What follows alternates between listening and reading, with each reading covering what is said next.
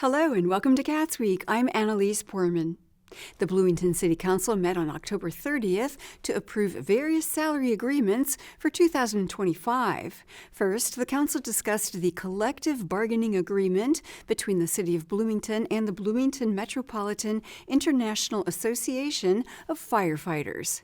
Corporation Counsel Margie Rice shared that the negotiations went smoothly and that both city and staff and the union representatives are pleased with the outcome. The nice thing about the way these negotiations went this year was that we had the same goals as the union members.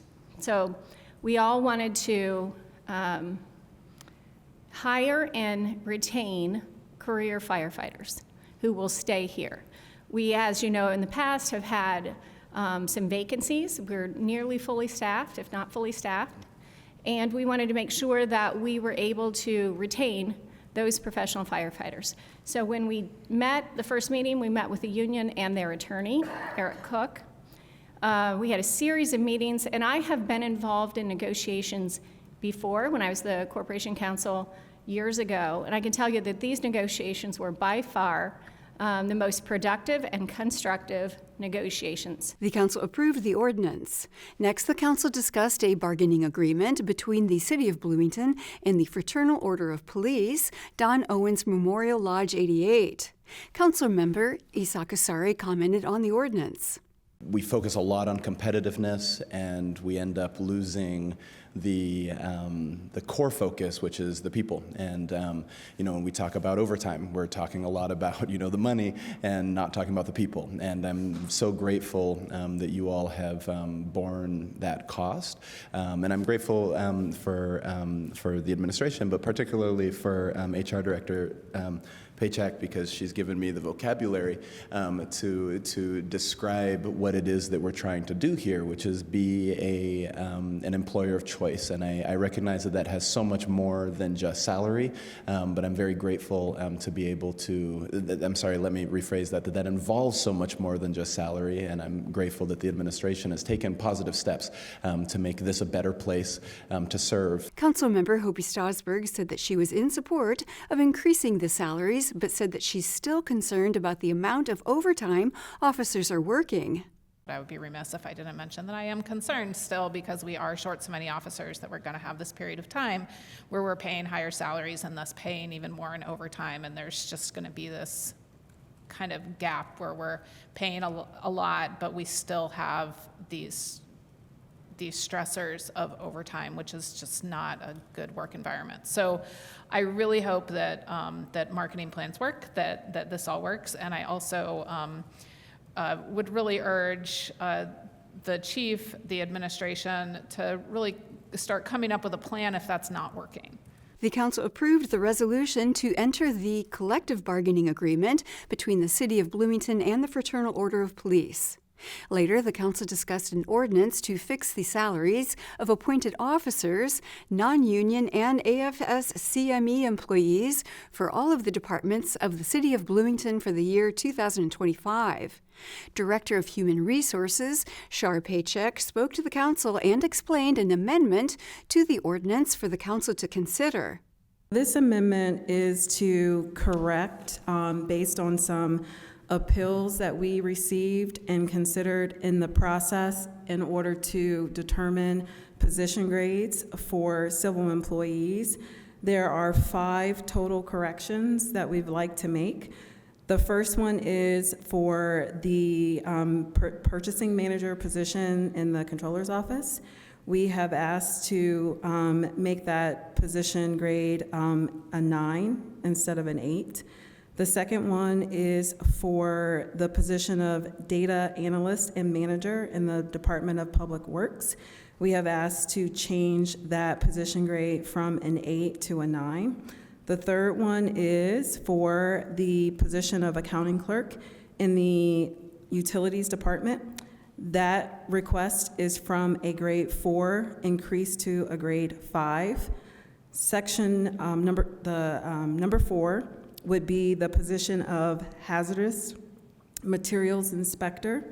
And also in the Department of Utilities, we have asked for that position to be decreased from a position grade of 8 to a 7. The final position is Environmental Program Coordinator, again, in the Utilities Department. We are asking that that position grade be changed from a 7, increasing to an 8. And again, these requests are based on the appeals that we received directly from department heads to reconsider the original recommendations that are presented in the salary ordinance. Council member Matt Flaherty asked how they came to their conclusions on the appeals. Paycheck responded and outlined how the salary recommendations were made. I want to make sure that as we have this discussion, then everyone understands how we went about this process in order to be fair and equitable. So as you know, we as the new administration came into the salary study that started in 2023, and we picked up the ball where it was in order to move forward to actually implement the salary study recommendations. And so one of the very first things that we did after we got up to speed is make sure that we understood that we had a rubric that we could use in order to fairly evaluate positions. So we started with all the department heads. The department heads evaluated their own positions. The department head positions were also evaluated by the Office of the Mayor, by Deputy Mayor Knapp. We did that so that we can start at the top of this process and kind of level set so that we knew how we can work our way from the top to the bottom in order to be able to establish what the grades could be, again, based on our rubric, our work form. Once the department heads and Deputy Mayor Knapp had an opportunity to have an collaborative and iterative process in order to identify those grades, the next thing that we did in the process that we established was have the department heads then use that same work form in order to evaluate all of the positions in their department. And so obviously the department heads had to have some designees in order to get through that push, but we did that around July. And so that was a heavy lift, but we appreciate the department heads for actually evaluating all of the positions within their departments. The next thing we did is we had internally our Director of Compensation and Benefits, Erica DeSantis, who is here this evening, look at all of the results from the work forms and then do her own evaluation to determine if she felt like those grades were fair recommendations. And so that alone was like 3 checkpoints that we use in order to roll out this system. And then taking the opportunity just to make sure that we have one more checks and balance, we engaged with Kelsey Gregory, who is an independent consultant, and you've heard already from Kelsey tonight, but we wanted to make sure that she affirmed what we heard from the department heads, what we heard from Human Resources, the recommendations, and so we got to the point to where we could affirm those position recommendations. We didn't want to stop there, because we understand that this is a very complicated process. It was very robust. We were taking a lot of feedback and concerns throughout the process. And so what we decided to do was have one-on-one meetings with managers, department heads. When we had those one-on-one meetings with department heads, that was one more opportunity for us to have some checks and balances based on what our grade recommendations were. We had an opportunity to consider all of that feedback, and I believe that was probably like the last week of September when we had those one-on-one department conversations. That is how we were able to propose the recommendations that you see today. That was our deadline of like October the 7th. So lots of checks and balances. A lot of thought went into how we got to recommend the grades that are in the proposal. Now I think this gets to your question. I was going to say this sooner or later, so I'm just saying it sooner. But the appeals process. So again, one more opportunity. We just wanted one more opportunity for department heads to reach out to us and let us know if they had any challenges, any concerns with the position grades that we had already submitted to council on October 7th. I will tell you that we probably received about 50, is that fair to say? About 50 appeals. And so we went through and thoughtfully considered each one of them internally in Human Resources. We asked our consultant to take a quadruple look at them at this point and just make sure that we felt good about our process and that we felt good about our recommendations. And so that's how we got there. And there were a couple that we listed here that we took into consideration, and we felt like they were fair and they would be equitable. And so we went ahead and proposed those changes and the amendments tonight. Deputy Mayor Gretchen Knapp further explained how the appeals were considered. So when we got all those results in, what we were looking at that very first step was, what is this job currently graded? What did the department head or the supervisor say they thought it should be graded? How did it actually come out in the department head's grading? How did HR think it should come out? How did they grade it? How did I grade it? And then we looked for discrepancies and had those conversations. So there were many conversations. Another piece I want to make sure you understand, many conversations with department heads before the original salary ordinance was published. And everyone knew what was going to be in there. There were good feelings about it. But what happens is when people see how other roles are graded, that introduces questions about, well, what about that role? Why are they paid more than me? Isn't my role the same as this other one? And this is where it becomes very important that you understand that we were using current job descriptions. And in many cases, the job descriptions and the org charts for the department need a lot of work. They don't reflect the current structure. And once you make those changes to the duties and the requirements of the job and the reporting structures, how many reports people have, that impacts how they're graded. So we knew we couldn't adjust all of the job descriptions and the org charts in time for the salary ordinance. It was never intended to be 100% of the CROW process. We wanted to get as far as we could to make immediate relief for as many employees as we could based on the current job description and their tenure in that current role. It was always intended that next year we would have to go back to departments and say, is your org chart structure correct? We know that for many departments, such as planning, it's not correct. The job descriptions are incorrect. You know, a job could be rated higher than another job with the same title across departments based on what's in that job description.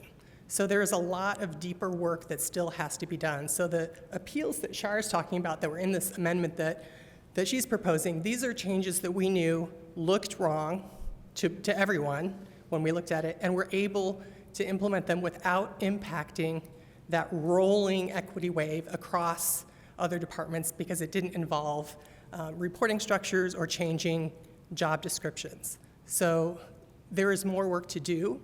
That's not to, so this appeals process isn't really over, but there is more work that we simply could not accomplish in time for this. And we just didn't want to rush and make the mistake that's been made, unfortunately, so many times in the past. It's gotten to us to where we are, where someone says, well, I looked at this job title and I looked at this org chart, and based on my knowledge of my job and my gut feeling, I should make the same as that role. It was a much more complicated process than that. But we also want to acknowledge that some of those job descriptions really do need to be updated. So there will be a further opportunity. I just want to be sure you knew that. They also discussed an amendment proposed by council members Hopi Stosberg and Kate Rosenbarger that focused on raising the pay grades for planning and transportation positions. Due to the time constraints, Councilmember Isak Asari asked if the council could adjust the grade levels later in the year after they passed the ordinance. Council Attorney Lisa Leaner said that she was not able to find any case law regarding the council's ability to alter the pay grades of employees at all, let alone later in the year. You know, the Indiana Code states that the administration does fix the compensation of employees subject to the approval of council. I'm not aware of a statute that specifically allows council to fix compensation of city employees, whether they be in council's office or in planning transportation. Deputy Attorney Ash Kulak added that the executive administration could amend the ordinance after January 1st. You all created a special session to hold today to adopt the salary ordinances on a separate schedule from the appropriation ordinances because the statute specifically says, yes, it can be amended, but only during the year for which it is fixed. So if you adopt something today, it can be amended, but it would have to be after January 1, 2025. After discussing whether or not the council has the power to amend pay grade levels, the council decided to forego the amendment.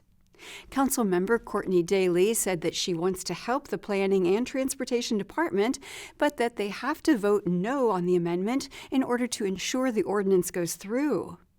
I really do believe that everybody involved is doing their best here. I think that there are good intentions all around. I know that there are good intentions all around, and everybody wants to do the right thing. And yes, mistakes get made, and there have been mistakes along the way. And so I want to thank HR, I want to thank the city, I want to thank Councilmember Rosenbarger and Councilmember Stossberg. I know particularly Councilmember Rosenbarger has probably spent the past 36 hours or so on the phone and putting a ton of work and care into this and doing research beyond belief. Hearing the struggles about keeping a full staff from the planning department is demoralizing. I know that they feel demoralized, and this puts us at a disadvantage. The planning department has clearly been left behind, and there's a lot of dissatisfaction that you can hear it in their voices, in their words, and make no mistake, we are at risk of losing a lot of very talented staff. And perhaps Jackie was right. Maybe we shouldn't have brought this amendment. I believe that the city would absolutely make this right in 2025, if given the chance, especially after the conversation that we've had today, because I know that they want to. And it's before us now, though. And I kind of hate that it's before us now and we don't have time to think more on this and do the more research about the legalities of this. And I feel like I'm betraying the transportation department with my no vote, and I am very sorry. Because I really want to vote yes, but I can't risk the rest of the city's pay on this given the murky legalities right now. And I don't want to put the rest of the city pay at stake. And I just want to reiterate again how undervalued the Planning and Transportation Department feels, and we have a chance to fix this. And it stinks that we don't have an answer right now, that we can do this legally in the moment. I really want to be bold and support it, but I just can't risk the entire city employee pool. And I wish things weren't going down the way that they are. There's been so many implications of mistrust and anger tonight, and I want to reset the tone and fix this in 2025 as far as this particular amendment goes. The City Council approved the ordinance without the Council's proposed amendments to ensure that it would be legally acceptable. At the Monroe County Commissioners' meeting on October 30th, the Commissioners heard an addendum to an agreement with Lambert Consulting. County Personnel Administrator Elizabeth Sensenstein clarified the not-to-exceed amount within the agreement. I'm going to change that not to exceed amount. Molly and I were still working on this on Friday when I submitted the request, and it should actually be $3,400 rather than. It still works. Yeah, I gotcha. Just leave it. Yeah. Okay, sounds good. So this is something new for us, and I've through talking to Angie and getting some feedback from departments. We have some materials that we use with for new employees or prospective employees or even our employees that we have. So we're trying to streamline and professionalize some of those documents for recruitment and retention and engagement. And I outlined some of those things there.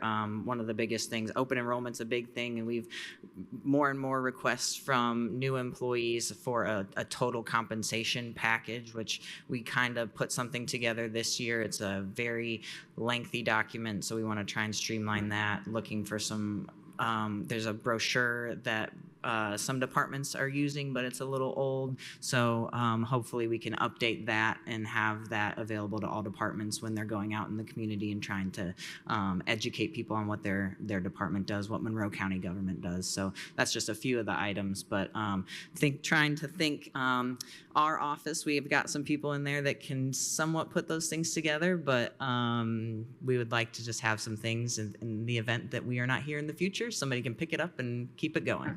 Commissioner Julie Thomas said that she appreciates the effort.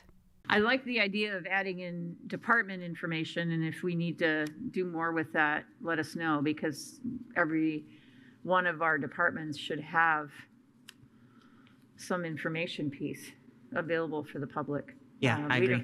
Yes, I mean, students don't get taught civics anymore, so they need to understand how county government works and what happens, so. The commissioners approved the Lambert Consulting Agreement addendum unanimously.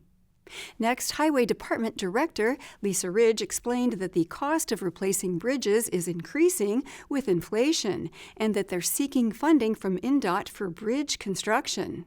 So we began the design of this project as local funding. Design and right-of-way, it's all been paid for through our Cume Bridge. However, as we get closer, the cost of inflation and replacing these bridges are getting extremely high. We are planning on submitting this project in the November call for the notice of funding availability with NDOT, only seeking construction and construction inspection funding. A little bit different than what we've done in the past, but reaching out to NDOT personnel, this is a good way to go. Kind of shows your local has skin in the game. We're ready to go to construction. The NOFA call is for the year 2030 fiscal year. However, doing it this way, there's a good possibility we could move the construction up by a couple years by not seeking design and right-of-way funding. So this will be our first shot at it. So Clark Dietz was, we have an on-call agreement with them. They were the designer of the project for the bridge. So we would like to assign this task order to submit that funding application. Commissioner Penny Giffen said that she's impressed that they planned the bridge maintenance so far in advance. It always amazes me how far out you plan with roads and bridges, and Really don't have a choice. I was going to say, Trying to think ahead a little bit. but people just expect the roads and bridges to be there and to be functioning, and it's not something that gets done. Yeah, we have a really within a good year. 5-year program we've built. We try and really rely on that through our bridge inspection cycles and prioritize what the needs are, and the bridges that just need maintenance. Not even replacements. It's an ongoing situation, and again, with the cost inflation, it really changes your priorities and direction you can go. The commissioners approved the initiative unanimously. At the Richland Bean Blossom School Board meeting on October 28th, Edgewood High School students Jackson Klinger, Xander Fry, and Alan Martindale presented their business plan for the student-run coffee shop Coffee Corral to the board. All 3 students currently serve as managers. They said that the coffee shop is more than just a coffee shop to students, but a way for them to learn how a real business operates. They have students interested in business, marketing, nutrition, and more involved with the ins and outs of running Coffee Corral. They explained a few of their goals for the 2024-2025 school year. Part of our vision for the end of the 2024 to 2025 school year, we hope to have these following things implemented. We'd like to be open all day. We'd like to have our subscription service implemented within the high school. We'd like to optimize our scheduling processes. We're working through that now, just trying to be more efficient. We want our app to be fully functional and in use by customers. We have a school day sales goal for $30,000 on the year, which is not including extracurricular activities, but we currently are on pace to meet that. We will introduce food options through a new bakery division, as I mentioned before, working with Mr. Whittemore. We're looking into NIL advertising with Edgewood athletes as well as our marketing department. And we will have a monthly email blast informing the corporation about new products coming out very soon as well. Edgewood High School business teacher Stacia Myers, who runs the coffee shop, expressed her admiration for the management team. They are all seniors. I am really sad that they're all seniors because they do excellent work. Like I could never brag on them enough, really. And they're all graduating. And so whoever is going to come in next year is going to have very, very big shoes to fill. President Dana Kerr asked the 3 students how the coffee shop plays a role in their career interest. I want to go into finance, and I want to go to the Kelley School of Business at IU. So I'm managing most of the finances for the Coffee Corral. So I think that's like a direct one-to-one correlation what I'm trying to get at. I don't have an exact career chosen yet, but I plan on going to the Kelly School at IU as well, and I'm going to major in finance or accounting. The first few years at Kelly, they have all the classes in every reach of business, so I'm hoping there I can kind of figure out what I want to do in the future. So a year ago when I started talking about being involved with this, I thought I was going to go into business as well. I've since kind of changed what I'm going to do. I believe I'm going into engineering now as well, but I'm considering, going on to get my MBA after that and having the experience of managing a business and managing groups of people and understanding how an organization with multiple different branches works, I think will be important to me wherever my career takes me as well. The next Richland Bean Blossom School Board meeting will be held on November 18th. The Ellettsville Town Council approved a rezoning ordinance for a proposed technology park on 5 parcels of land on the town's west side at their meeting on October 22nd. The ordinance, which gained a positive recommendation from the Planning Commission, changes the zoning from agricultural to industrial with the aim of developing a technology park. Before construction could begin on a technology park, the land will have to go through environmental testing, engineering reviews, development plan and construction applications from the town and the state. The parcels are near the Harmon Farms and Flatwoods Park in an area that has been discussed as a potential development site since the 1980s, according to Ellettsville Chamber of Commerce President Krista Curtis. Curtis explained that the rezoning aligns with the town's comprehensive growth plan, Envision Ellettsville. The Chamber supports the rezoning of newly annexed property to light industrial because this aligns with the vision that was laid forth in Envision Ellettsville and in the comprehensive plan. Clark Greiner from the Chamber of Commerce also spoke supporting the rezoning, highlighting its potential to attract developments that could benefit the town long term. Resident Scott Reynolds, who spoke at the previous town council meeting, returned asking for transparency and diligence in making the rezoning decision. Reynolds said that he disapproves of the rezoning due to the effects data centers have on communities and said that he believes a data center would settle in the proposed technology park. Reynolds said that he thinks the rezoning is moving forward too quickly. He urged the council to take more time to question the developers because any consequent action will affect the town and the county. You guys have the power. You don't have to rezone this tonight. You can rezone it at the proper time that question would come up. You can say no to developers. You can ask them to answer all the questions you want. You can require them to do so when you're operating in the best interest of the community. I mean, these are real-life people who are being impacted by this. Councilmember Trevor Sager asked Town Attorney Darla Brown if the council should vote on the decision Monday or refer it back to the Planning Commission. Brown recommended the council make the decision, noting the amendment would pass automatically in a few weeks, 90 days after the Planning Commission issued its certified decision. The rezoning ordinance passed unanimously. Councilmember Oldham noted that the council can decide who builds on the properties. And that is all for CATSweek. Thank you for joining us. For CATS and WFHB, I'm Annalise Poorman.